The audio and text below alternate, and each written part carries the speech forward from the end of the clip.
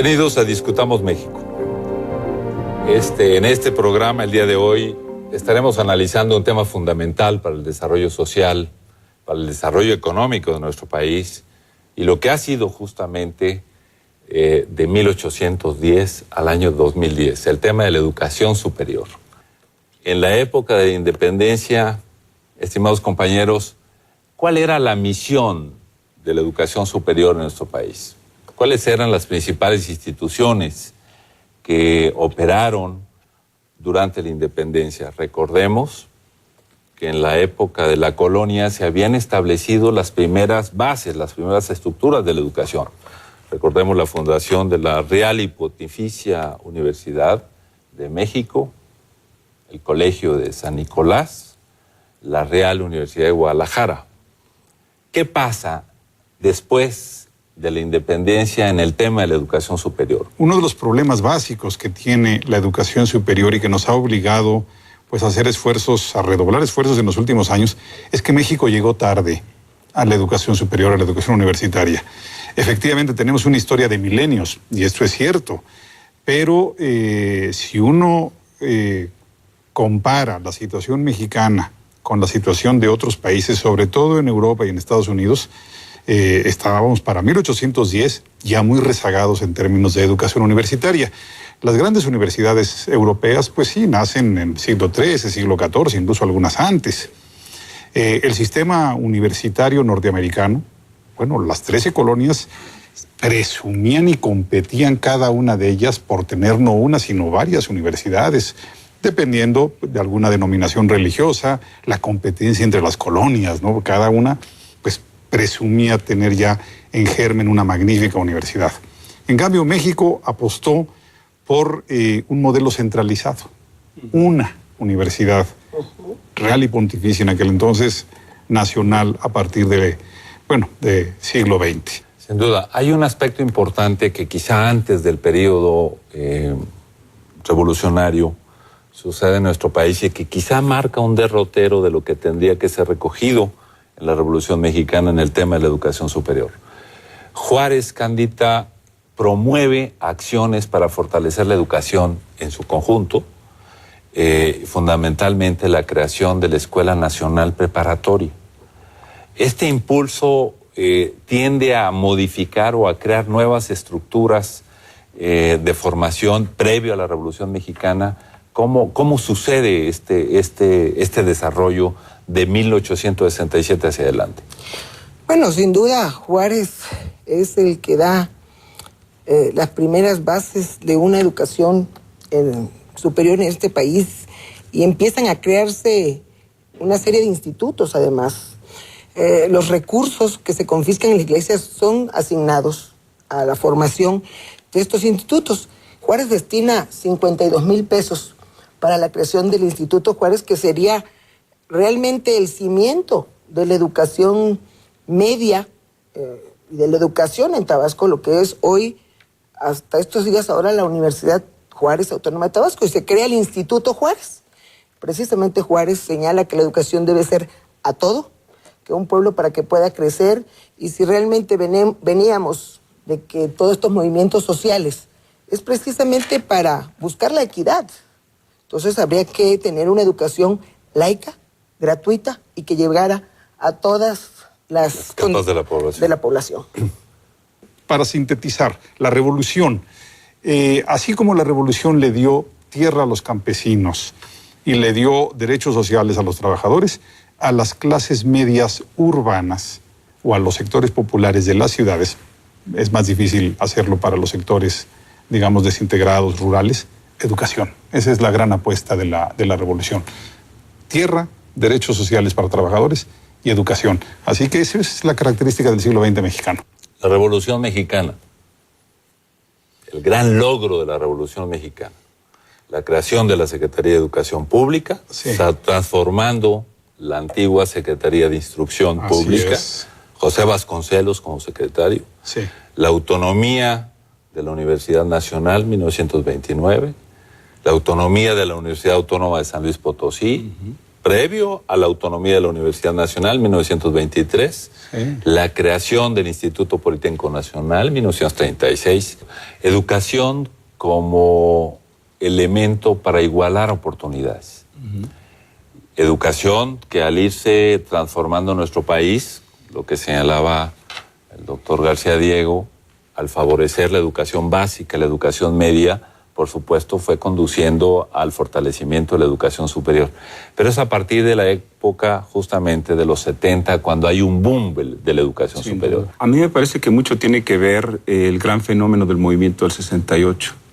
Si lo observamos como la expresión de un descontento de las clases medias de nuestro país, y el único camino que sabemos en ese momento, y creo que sigue siendo válido mirando las perspectivas del siglo XXI, la educación superior se constituye en un escalafón social para permitir el mejoramiento de las clases medias. La década de los años 40 del siglo XX y la década de los años 50, uno puede observar el surgimiento de una gran cantidad de universidades en todo el país. Creo que es el hecho positivo. El hecho, diría yo, no tan positivo es que, sobre todo de los 70s en adelante, lo que vamos a observar es una improvisación muy grande y una repetición de las carreras tradicionales que hoy vienen a constituirse uno de los principales problemas. ¿Improvisación en qué sentido, Raúl? Profesores, en instalaciones inadecuadas, en una falta de vinculación entre la docencia con la investigación, y esto con su correlato de extensión a toda una estructura económica que hoy observamos en el mundo moderno, es, digamos, la vinculación que se requiere y exige los tiempos que se viven en el mundo globalizado. La cobertura de educación superior en México es muy baja comparando con los que tienen los países desarrollados. Sí. Hay una desigualdad. En el caso de Veracruz, la cobertura es aproximadamente del 21%. Permíteme interrumpirte, Raúl. Sí.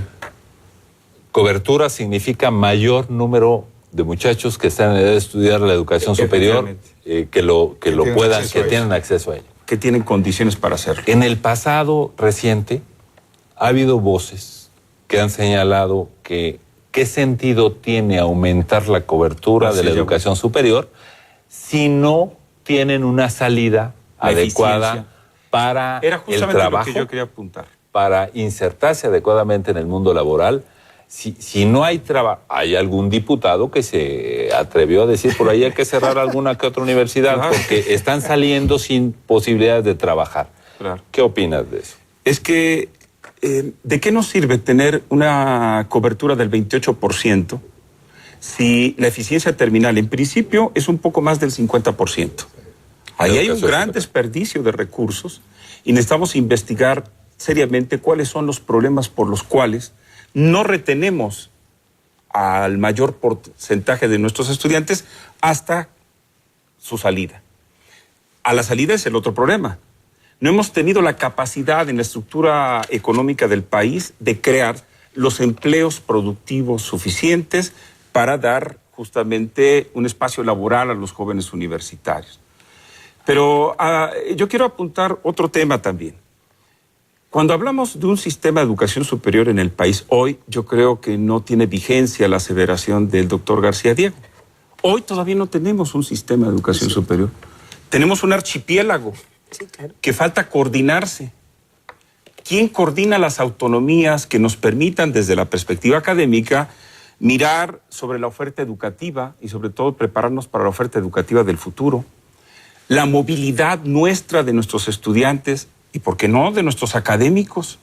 Ir quitando la centralización, pero de manera efectiva. Y yo diría, ¿cómo podemos ponernos de acuerdo sobre el desarrollo de una investigación científica, tecnológica y humanística con una amplia participación de todas las instituciones de educación superior? Son temas que tendrían que resolverse con una adecuada coordinación. Yo pienso entre la Subsecretaría de Educación Superior, el Consejo Nacional de Ciencia y Tecnología y, por supuesto, la NUYES. Para poder lograr una internacionalización de la educación superior, hay que elevar el nivel desde la educación básica. En toda la estructura del sistema educativo. Es un sistema. Si no arreglamos educación básica, yo diría hasta preescolar, básica, media superior y superior, en nuestro siglo XXI va a ser tan problemático desde distinta perspectiva como lo fue el siglo XIX. Ahora bien, tenemos una frontera con Estados Unidos, que es un país que tiene un sistema universitario muy respetable, un sistema educativo en general muy bueno. Yo creo que tendríamos que apostar a enviar el mayor número de nuestros estudiantes con calidad a formarse en el extranjero. Yo no estoy exigiendo necesariamente largos estudios, doctorados de muchos años, no, pero sí tenemos que tener una vinculación, una dinámica de internacionalizar nuestra educación. Esto para muchos televidentes puede resultar una quimera, un sueño guajiro, pero yo creo que los que estamos metidos en la educación superior tenemos que plantearnos sueños guajiros. Sin duda. Estoy completamente de acuerdo. No podemos pensar solamente en términos nacionales. Tenemos que pensar en términos globales, internacionales. Pero para crecer en la órbita mundial tenemos que fortalecernos primero como país y cumplir con una serie de condiciones que el mundo de hoy nos exige. A mí me parece que en América Latina urge construir un espacio de educación superior con apoyo del norte. En lugar de que Estados Unidos esté impulsando medidas como las de Arizona o murallas, etcétera, creo que tenemos que construir acuerdos que deben de mirar, contribuir a crear espacios de investigación de alto nivel en América Latina para que América Latina pueda contar dentro de la sociedad del conocimiento. Tenemos que aprovechar este bono demográfico que ya nos alcanzó y que precisamente en los próximos 25 años ese es el reto de buscar los canales que conduzcan a toda esta juventud, a este presente del México de hoy, para llegar a estar en esta sociedad del conocimiento. Claro. Ahora, yo agregaría un último punto. Es un sector hermosísimo, el sector de la educación superior.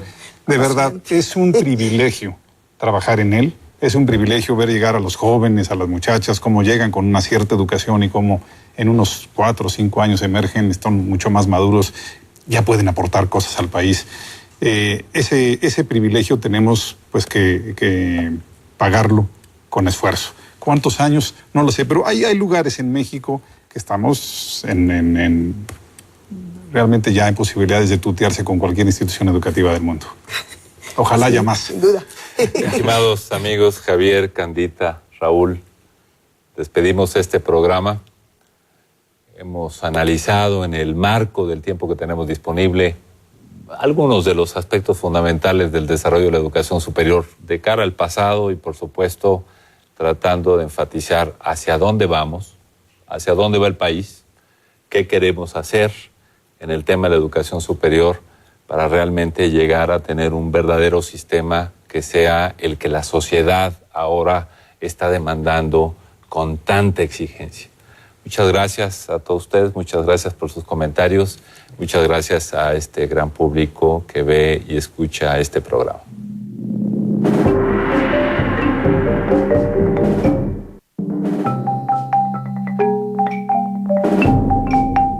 Bienvenidos a Discutamos México. El día de hoy tenemos la oportunidad de revisar el futuro de las universidades en México, un tema en el que está inscrito parte del futuro del país.